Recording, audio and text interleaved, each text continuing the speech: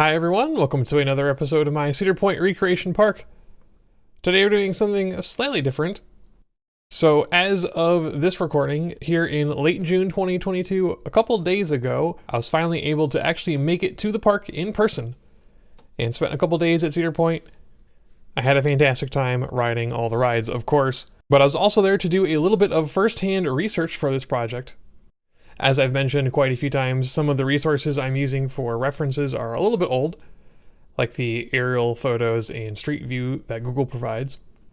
And of course, the best way to get up-to-date photos and videos is to just go there yourself. So that's what I did.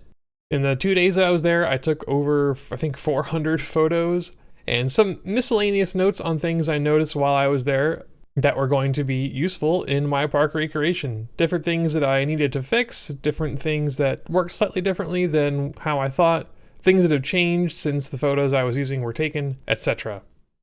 So I've got a gigantic list of notes of things to work on and a lot of reference photos for later. So we're going to spend today fixing just a few of those things in my to-do list. Although starting here is something that's been bothering me for quite a while, which is the Gatekeeper area.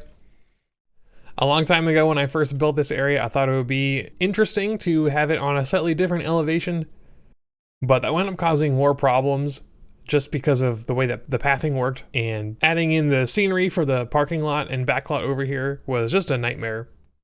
So as you can see here, I'm using the tile inspector to manually raise all of the tiles around this area by 2 units after destroying and recreating the Gatekeeper station.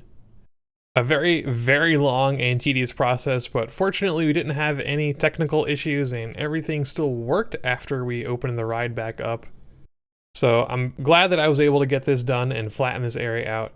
Even though the terrain isn't going to look necessarily as interesting elevation-wise, I think this is going to be better in the long run for adding path and decorations in here to make things a little bit easier for peeps to navigate.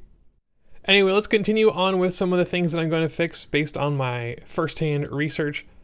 We're going to kind of do some rapid fire fixes here, just to give you a little idea of the kinds of things I'm going to be working on. I don't think I'm going to show off absolutely everything I'm doing based on my to-do list, because some of these things are short and probably not very interesting for an episode since they're just very minor things, but here is a sample. Starting off with Snoopy Bounce, the little bounce house over in Camp Snoopy. For some reason, I didn't realize that it actually was removed in 2019, several years ago. And somehow I missed this in my research and no one pointed out to me.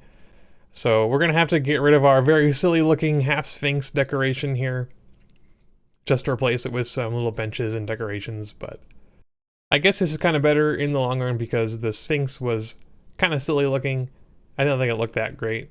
And just having some benches over here are going to look a bit nicer. Next up, a couple tweaks to Woodstock Express. I was actually able to ride this ride, so I got a little bit of first-hand experience on it. Tweaking the station a little bit to make it look a bit more realistic. And fixing the cars here. Woodstock Express does have 8 cars as I originally put in, but each of them only holds 2 riders. So we're using the articulated wooden trains instead because they look a little bit more like the real thing. Next up, just a minor fix to Corkscrew. For many years now, they've only run 2 trains. When I was there, the red and blue trains were running with the white train nowhere to be found. I'm not sure if it's just in storage and they rotate them out or if it's being stripped for replacement parts for maintenance. But either way, here's a little Easter egg for anyone who uses the cutaway view to find the white train sleeping away inside the station in my build. Next we have a tiny tweak to the Iron Dragon queue. I got a better idea of how the Iron Dragon queue is laid out around the area. Since it has been moved a couple times since the ride was originally built, it goes around the transfer track area right underneath it. And since my transfer track area is on a diagonal, I decided to use some diagonal queue here with some diagonal track pieces for fences, and I think it worked out pretty well. When peeps go through the line, it kind of breaks the illusion since they zigzag back and forth, but if you ignore that, I think it looks okay. Next up, just a quick fix to Tiki Twirl. The photos I was using were out of date because they have repainted these ride vehicles. And of course I want mine to more accurately reflect the real ride. I also changed them to use the flying saucer vehicles instead because I could color them with the two-toned color scheme a little bit more accurately. And I think they look a little bit nicer than what was originally there. Next, a quick fix to Rougarou. The station building shape was a little bit off. There's some overhang to add some shelter to anyone waiting in the station area. And of course, I missed the chain return. Next up, similar to how we raised everything in the Gatekeeper area, I mentioned when we built Millennium Force originally that the station seemed a little bit too high off the ground. It seemed a little bit unnatural.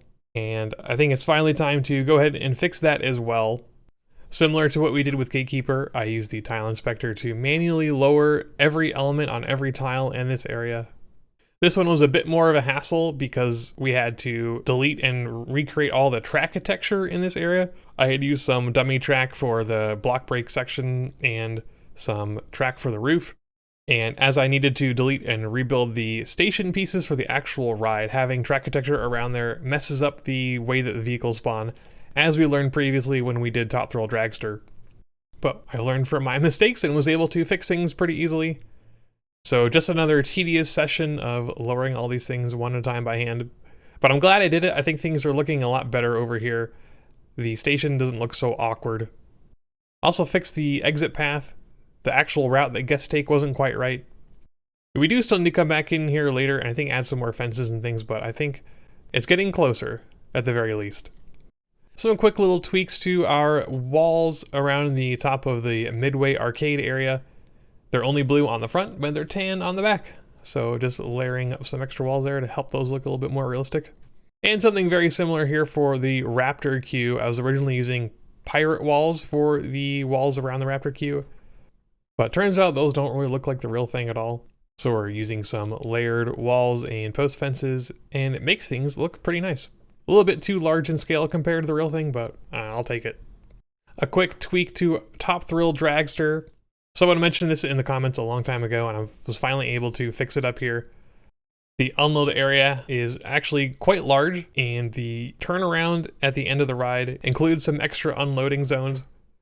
So added in some extra dummy path there that guests could use in theory, but of course they're not going to in my build, because that's just the way it works. And last but not least, we're also going to build the Farmhouse Kitchen and Grill.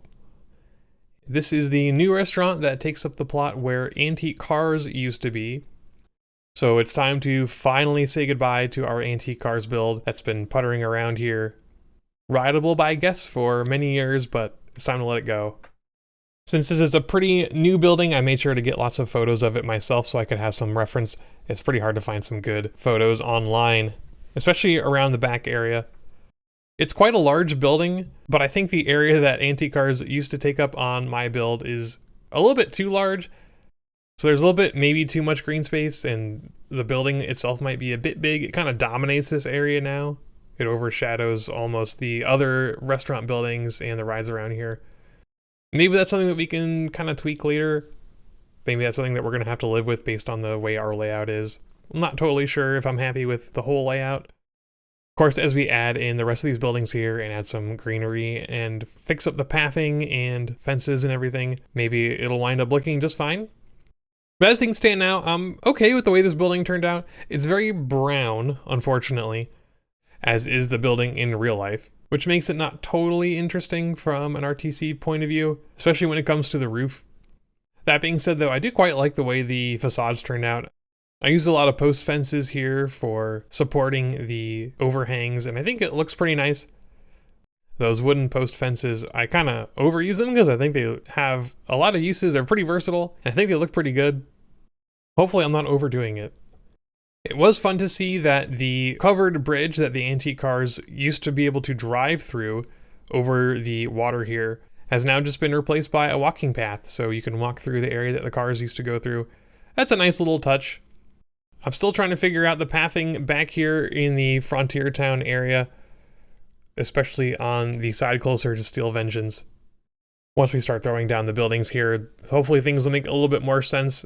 There are a lot of weird random things over here that I need to throw in. A lot of buildings that aren't necessarily food or amenities. Some of them are purely decoration, some of them are those like caricature stalls, even though they're quite large. But we'll be getting to those eventually. And hopefully after we do that, this path will make a little bit more sense. But anyway, that's going to do it for today. Like I said, kind of a weird episode, lots of random things to fix. And I have many more things on my to-do list, and I'll try to get to them when they make a little bit more sense, I suppose. But just to give you a little taste of the kinds of things that I noticed on my trip and the kinds of things that I think are important to fix. I think attention to details like this is really what helps make a park look great. Like I said, I want to make mine look as great as I possibly can. And if it takes a little bit extra effort, I think it's going to be worth it. But anyway, that's going to do it for today. As always, if you've got any comments, questions, or suggestions, please let me know. Thanks for watching.